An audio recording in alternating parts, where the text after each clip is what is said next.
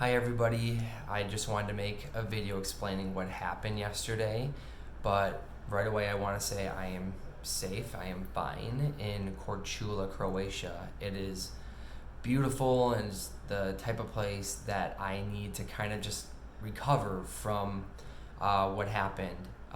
There was no blood involved, it's not that type of story, but it was almost as traumatic in a way. So what happened was I had a great day in Budva, Montenegro, and then I met up with a friend in Kotor, and then I had to get a bus back to Croatia so I can continue north for the rest of my trip. Now this bus, first of all, was painfully hot. So let me just explain. There's so many different levels of the terribleness of this entire evening. So I got on the bus at around 3 or 4, and the bus was terrible. It must have been like literally 115 degrees in there. So I had to deal with that for the first hour and a half, and we were already getting desperate. And man, if I would have known it, that would have been the easy part of the day. That would have been great. So we get to the Croatian border and we notice that the line is a half mile long. And I've already been through a couple of those really long border queues, but this was something different. Apparently what happens is whenever there are Albanians, they're profiled because the rumor is that they bring in like drugs and on this specific day there were 2 buses and they had found drugs. That was the rumor. So they shut down the border for a bit, and they were taking people really, really slowly in. And I was supposed to be in Dubrovnik by like 6:30. And at this time it's getting dark, and we had to of course the bus was so hot that we had to walk alongside the bus, and so that's a story in and of itself. So yeah, it's getting dark and the people are just losing their minds. I'm losing my mind. We're getting all scared, and I'm like, what if I have to stay the night here on this border? But luckily that didn't happen. But there's more to the story. So eventually we get to the actual border or whatever, and everything is fine and smooth. But right before then, I was realizing it's going to be too late for me to get to the old town in Dubrovnik because everything's going to be shut down. Check-ins are going to be done.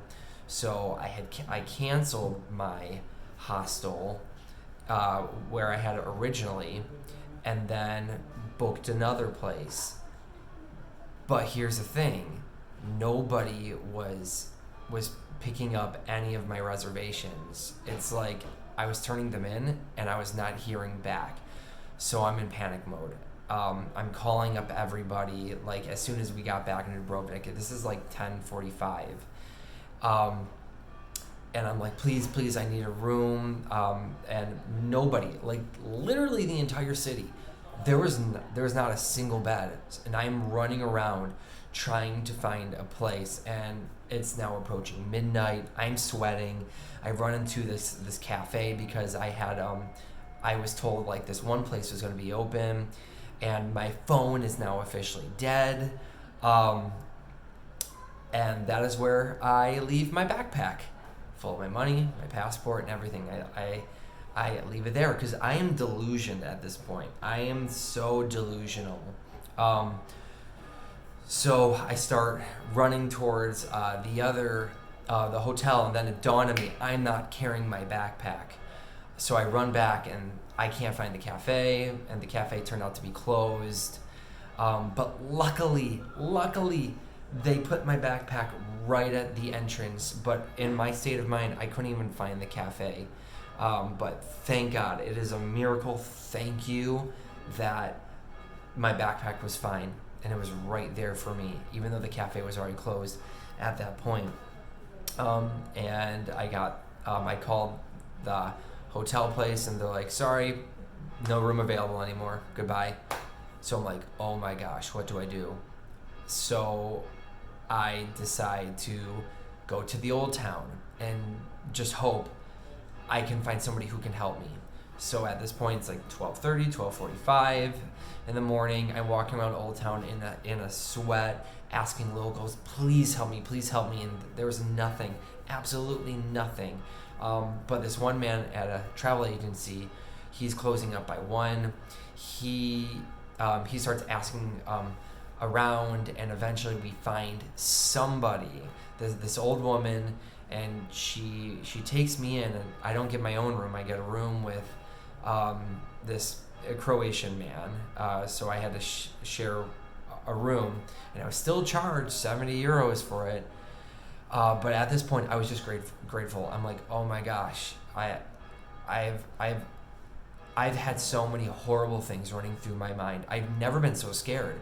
There is nothing like being scared and feeling like you have nowhere to go. You are homeless. What could happen during these hours in the middle of the night? Nothing is opened. Oh my gosh, just I couldn't believe I'm in this situation. But finally I had a bed to sleep on. But I got maybe 2 hours of sleep. I was just so stressed out, and the man snored so loud that you can feel the vibrations, just that loud. And luckily that was the last thing. That was the last terror that I had to deal with. So this morning I got up really early and took the ferry to Korčula, where it is beautiful here now. But what this has done, I feel like traumatized by this, that I decided I'm probably going to shorten my trip. I need to feel it again. Maybe I'm going to feel the travel happiness again, but it's there's been just weird things. I've encountered the most racist person of my life on this trip. I've just had a lot of weird things that I never encounter, like really weird things, and it's happened on this trip. And then on top of that, you have all the COVID stuff, and that's what really also wreaking havoc on the borders, just all the COVID protocols. So long story short, I didn't lose any fingers. There's no blood involved. It was just the border screwed me so bad, and I felt like I had it bad. There are people on that mountain who are in the dark. I heard babies screaming. People are honking their horns, because what are they going to do? They're going to be stuck there until like 4 or 5 a.m. with their children in their cars. It's I like, what do you even do about that? You are at the mercy of somebody else. But luckily, that Croatian man at the travel agency, he helped me, and I thank you. If you ever see this video, thank you. You are what saved me. I don't know what I would have done.